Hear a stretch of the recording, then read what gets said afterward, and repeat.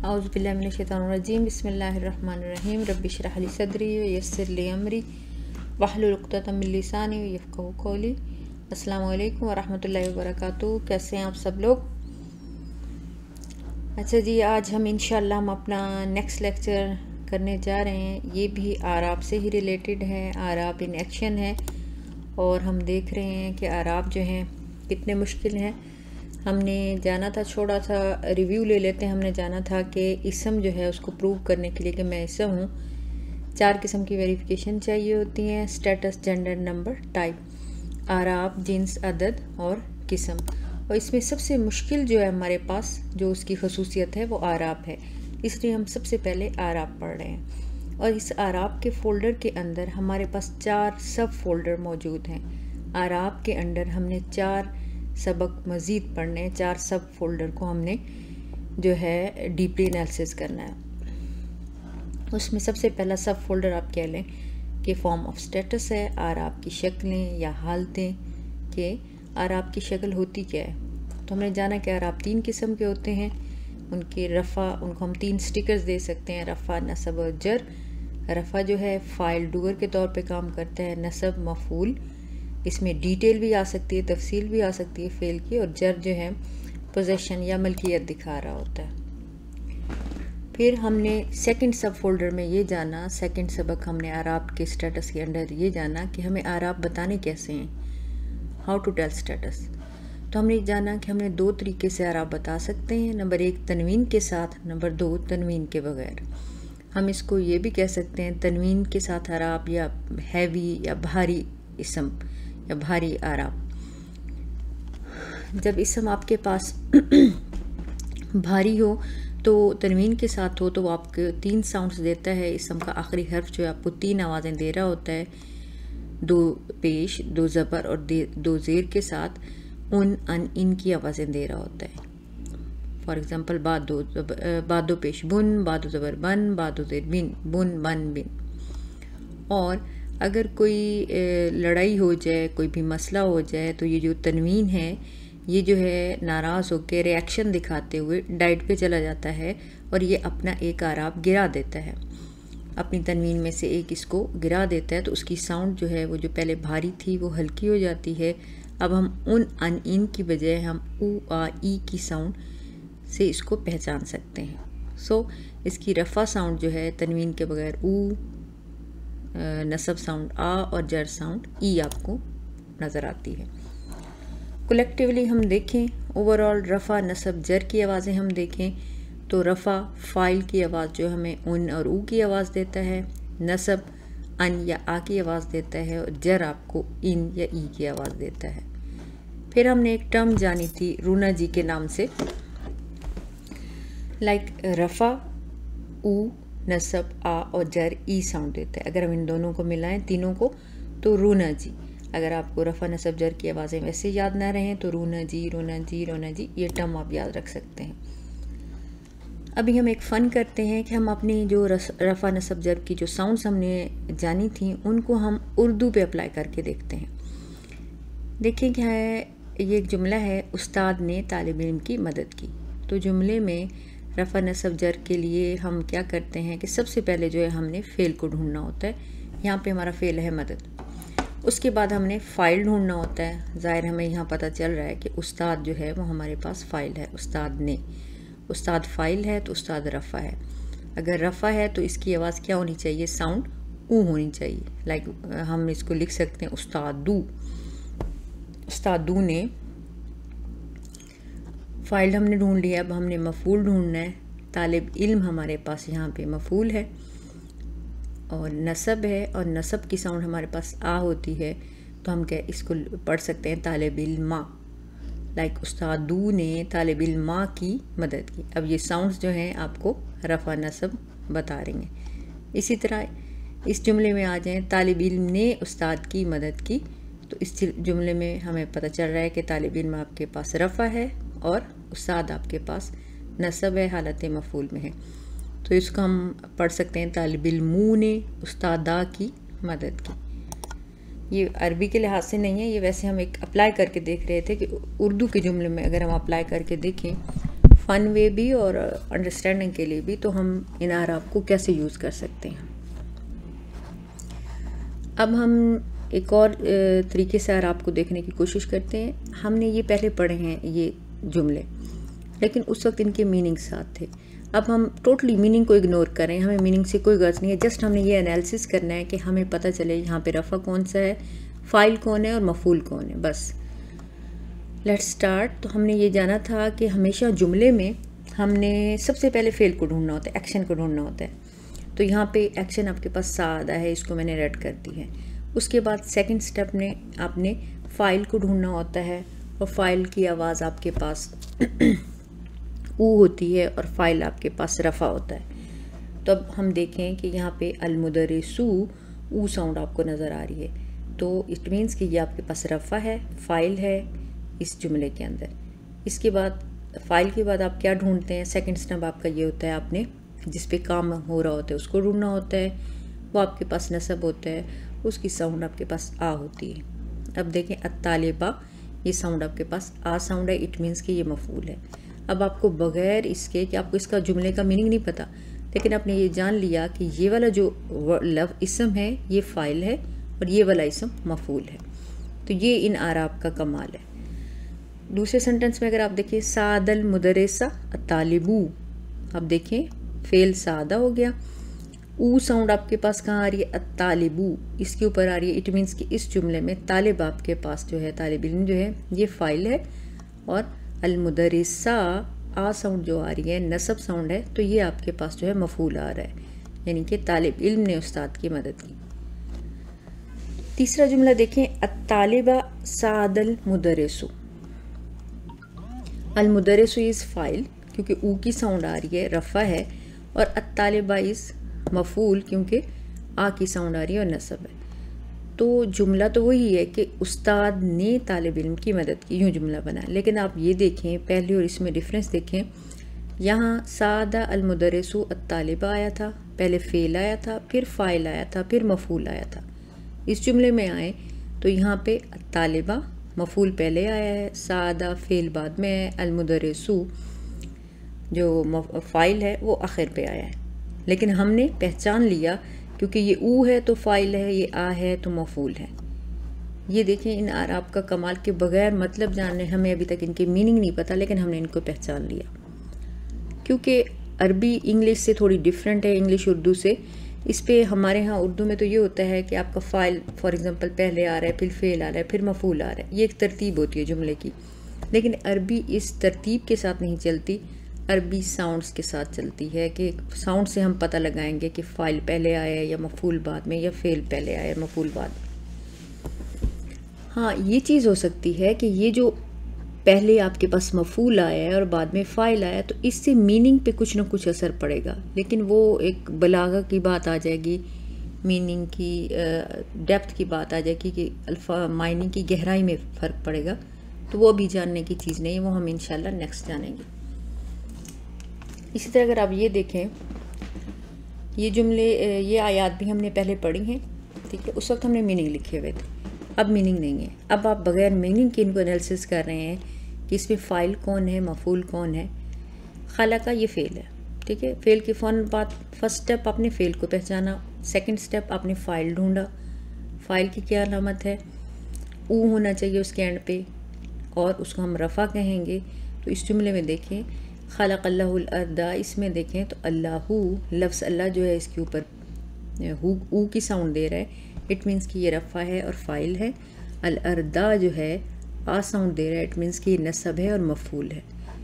तो क्रिएट करने वाला कौन है, खलक़ा कल्लाहू, अल्लाह ने पैदा किया किस चीज़ को, ज़मीन को, अल्लाह ने ज़मीन तख्लीक की। अब अगर आप ये देखें कि अगर आप यहाँ हु की बजाय हा लगा दें लफ्ज़ अल्लाह पे, और अर्ज़ा की बजाय जू लगा दें, तो टोटली मीनिंग इसका चेंज हो सकता है। सेम वक़ातला दाऊदू जालूता, वक़ातला इज़ अ फ़ेल। अब आपने फ़ाइल ढूंढना है, तो देखें दाऊदू, हज़रत दाऊद अलैहिस्सलाम के मतलब बताया गया है। ऊ साउंड है, फ़ाइल है, रफ़ा है, और जालूता आ साउंड है, नसब है, मफूल है। वक़ातला दाऊदू जालूता, और दाऊद ने जालूत को कत्ल किया। अब अगर हमें मीनिंग नहीं पता, जस्ट हमने इस चीज़ से जाना कि फ़ाइल दाऊद है और जालूत जो है मफूल है, साउंड से हमने जाना है। अब अगर हम दाल के ऊपर ज़बर लगा दें और जालूत ता के ऊपर पेश लगा दें तो मीनिंग में कितना फ़र्क पड़ेगा कि कातिल मकतूल हो जाएगा और मकतूल कातिल हो जाएगा, और जालूत ने दाऊद को कत्ल किया। इसी तरह नेक्स्ट आया देखें, वज़िब्तला इब्राहीम रब्बुहु, ये फेल है। वज़िब्तला फ़ाइल आपके पास क्या आ रहा है, ऊ साउंड के साथ फ़ाइल आना है, रब्बू रब आपके पास फ़ाइल है, और आ साउंड के पास साथ आपको मफूल आना है, इब्राहीमा मफूल है मतलब, और उसके रब ने इब्राहीम को आजमाइश में डाला, उसको आजमाया। तो हमने किस चीज़ से जाना कि आजमाने वाला कौन है, रब है, ऊ साउंड से जाना, और जिसको आजमाया जा रहा है वो कौन है, वो हमने आ साउंड से जाना, वो इब्राहीम अलैहिस्सलाम है। इसी तरह एक और आयत देखें, इन्नमा यख्शल्लाह मिन इबादिहिल उलमाउ, और अल्लाह से तो इसके बंदों या गुलामों में से वही डरते हैं जो साहिब इल्म हैं। यख्शा इज़ अ फेल, ठीक है। उसके बाद हमने फ़ाइल ढूंढना है, ऊ साउंड के साथ, उलमा ऊ इज़ फ़ाइल। उसके बाद हमने रफ़ा नसब ढूंढना है, मफूल ढूंढना है, आ साउंड के साथ, अल्लाह इज़ अ मफूल एंड नसब। तो इसकी ट्रांसलेशन क्या हुई कि उलमाऊ, अब इसमें फ़ाइल क्या है, उलमाऊ जो साहिब इल्म है, जो साहिब इल्म है ये आपके पास फ़ाइल है। मफूल क्या है, किस पे काम हो रहा है, नसब अल्लाह, अल्लाह पे काम हो रहा है, मतलब अल्लाह, लफ्ज़ अल्लाह यहाँ पे हालत मफूल में है। तो तर्जमा हमारे पास पड़ रहा है, बेशक अल्लाह से तो इसके बंदों में से वही डरते हैं जो साहिब इल्म है, क्योंकि उलमा ऊ आपके पास फ़ाइल और अल्लाह, लफ्ज़ अल्लाह हालत मफूल में है, नसब में है।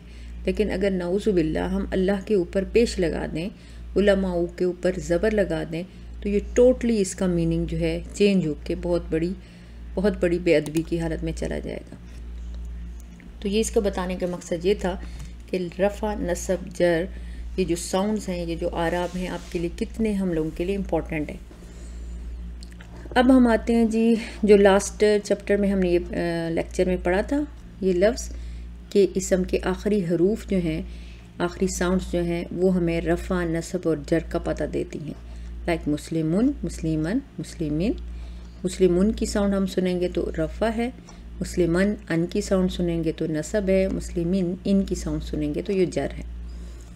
अब हम नेक्स्ट स्टेप की तरफ जाते हैं, क्योंकि मुस्लिमुन, मुस्लिमान, मुस्लिमिन वो था आपके पास वाहिद इसम की। तो अब जमा इसम उनके मुतलिक उनकी आवाज़ें क्या होंगी, उनको हम कैसे जानेंगे, वो अब हम जानते हैं।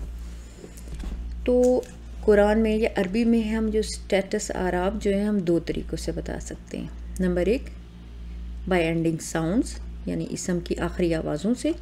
नंबर 2 बाय एंडिंग कॉम्बिनेशन, ये इसम के आखिर में हरूफ के अजाफे से। बाय एंडिंग साउंड्स, इसम की आखिरी आवाज़ों से, ये हम पिछले लेक्चर में जान चुके हैं कि वाहिद इसम जो हैं उन अन इन से हमने पहचान लिए थे कि वो रफ़ा नसब जर हैं। आज हम सेकंड स्टेप की तरफ बढ़ रहे हैं कि जो डुअल, तस्निया या जो जमा की इसम है, उनके आखिर में हम कुछ हरूफ का इजाफा करते हैं, और वो हरूफ हमें पता देते हैं कि इसम रफ़ा नसब जर की हालत में जो है कौन सी हालत में है, उन हरूफ के इजाफे से हमें पता चलता है। तो उर्दू में तो ये होता है कि हमारे पास वाहिद होते हैं और जमा होते हैं हरूफ। अरबी थोड़ी सी डिफरेंट है, अरबी में आपके पास वाहिद हरूफ भी होते हैं, तस्निया भी होते हैं और जमा भी होते हैं। हर्फ 3 शक्लों में होता है। तस्निया में dual, singular, dual and plural, 3 और मोर देन 3। वाहिद तस्निया मतलब 2 और जमा 3 या 3 से ज़्यादा। इसमें अगर आप देखें आपको वही 3 कॉलम नज़र आ रहे हैं, वाहिद का कॉलम, तस्निया का कॉलम और जमा का column. For the time being इसकी हम एनालिसिस में नहीं जाते, सिर्फ अभी हमने इसको रटा लगाना है। इंशाल्लाह नेक्स्ट स्लाइड में हम इसको एनालिसिस करेंगे, अभी हम सिर्फ इसको रटा लगाएंगे। तो आप मेरे साथ रिपीट कीजिएगा कि आराब हम 2 तरीक़ों से बताते हैं। अच्छा, एक और बात, जब हम ये टेबल रिपीट करेंगे आपने अपनी आंखें बंद कर लेनी है। इस स्लाइड को अच्छी तरह से देख लें, आंखें बंद करके आपकी आंखों के सामने ये स्लाइड होनी चाहिए। ओके, मैं वाहिद के कॉलम में जा रही हूँ, मैं तस्निया के कॉलम में जा रही हूँ और मैं जमा के कॉलम में डाल रही हूँ। ये आप इमेजिन करेंगी सारा और मेरे साथ साथ इसको रिवाइज़ करेंगी। तो हम आराब जो हैं 2 तरीक़ों से बताते हैं। नंबर 1 इसम की आखिरी आवाज़ों से, नंबर 2 इसम के आखिर में हरूफ के अजाफे से। Repeat after me please. मुस्लिमुन, मुस्लिमन, मुस्लिमिन, मुस्लिमानी, मुस्लिमैनी, मुस्लिमैनी, मुस्लिमूना, मुस्लिमीना, मुस्लिमीना, मुस्लिमुन, मुस्लिमन, मुस्लिमिन, मुस्लिमानी, मुस्लिमैनी, मुस्लिमैनी, मुस्लिमूना, मुस्लिमीना, मुस्लिमीना।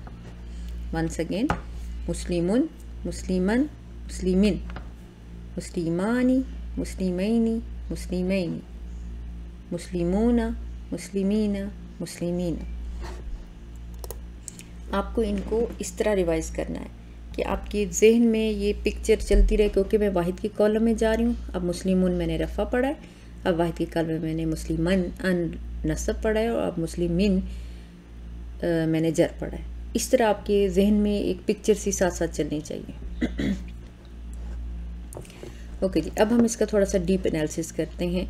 ये जो अभी हमने टेबल किया है, वाहिद का कॉलम आपके लिए कोई मसला नहीं है, हम लोग इसको डन कर चुके हुए हैं कि मुस्लिमुन रफ़ा। अच्छा, अब मैं इसको फिर भी आपको एक्सप्लेन कर दूँ। उन अगर हम मैथमेटिकल वे में करें, उन is equal to 1, right, 1 and रफ़ा। उन एक की साउंड है और रफ़ा है। अन की साउंड जब आप सुने तो एक की साउंड है और रफ़ा है। इन की साउंड जब आप सुने तो एक की साउंड है और रफ़ा है। फिर हम आते हैं सेकंड कॉलम की तरफ, मुस्लिमानी। कीप इन माइंड, आनी की साउंड इज़ इक्वल टू 2, आनी इज़ इक्वल टू 2, आनी इज़ इक्वल टू 2 रफ़ा, आनी इज़ इक्वल टू 2 रफ़ा। आइनी, मुस्लिमैनी, आइनी की साउंड, आइनी इज़ इक्वल टू 2 नसब, आइनी इज़ इक्वल टू 2 नसब, आइनी इज़ इक्वल टू 2 नसब। मुस्लिमैनी, आइनी इज़ इक्वल टू 2 जर, आइनी इज़ इक्वल टू 2 जर, आइनी इज़ इक्वल टू 2 जर। यहाँ आप देखेंगे 2 नसब जर, 2 नसब जर लिखा हुआ है। आप इसको सिर्फ नसब भी समझ सकती हैं और इसको सिर्फ जर कंसीडर कर लें। ये इसलिए मैंने लिखा है कि ये दोनों साउंड्स एक जैसी हैं। मुस्लिमैनी, मुस्लिमैनी, मुस्लिमैनी नसब साउंड भी होती है, मुस्लिमैनी जर साउंड भी होती है। अब आप कहेंगे कि हमें कैसा पता चलेगा आयत में कि ये जो मुस्लिमैनी आया है ये नसब है या जर है? तो ये फिर आप आगे सीखेंगे और इंशाल्लाह ये मुश्किल नहीं होगा कि आपको कैसे पता चलेगा। वाहिद कॉलम हो गया, तस्निया का कॉलम हो गया। अब हम आते हैं प्लूरल कॉलम में, जमा के कॉलम में। इसको आप 3 या मोर देन 3 या मोर देन 3 कह सकते हैं। मोर देन 3 तो डेफिनेट है कि जमा है, तो आप इसको 3 ही अभी पढ़ें, ठीक है। मुस्लिमूना, ऊना की जो साउंड है, ऊना इज़ रफ़ा फाइल 3 जी। मुस्लिमूना इज़ आपके पास ऊना की साउंड जब भी आप सुने आपके मन में फ़ौरन आना चाहिए, ऊना इज़ इक्वल टू 3 एंड रफ़ा। मुस्लिमीना, ईना की साउंड जब भी आप सुने इज़ इक्वल टू ईना इज़ इक्वल टू 3 एंड नसब। मुस्लिमीना, ईना की साउंड जब भी आप सुने ईना इज़ इक्वल टू 3 एंड जर। अगेन ये भी अगर आप नोट करें, मुस्लिमीना ईना और मुस्लिमीना ईना, नसब भी ईना है और जर भी ईना है, सेम तस्निया के कॉलम की तरह। जैसे यहाँ था मुस्लिमैनी नसब, मुस्लिमैनी जर, यहाँ भी अगर आप देखें तो मुस्लिमीना नसब एंड मुस्लिमीना जर। ये भी सेम उसी तरह। आपको कैसे पता चलेगा? जब आप प्रैक्टिस में जाएंगे आपको खुद ब खुद पता चल जाएगा कि यहाँ पे किस सूरत में काम कर रहा है। तो ओवरऑल जब हमने इसका एनालिसिस किया है, इसमें अगर आप देखें, हमने कहा था कि हम स्टेटस बताएंगे 2 तरीक़ों से।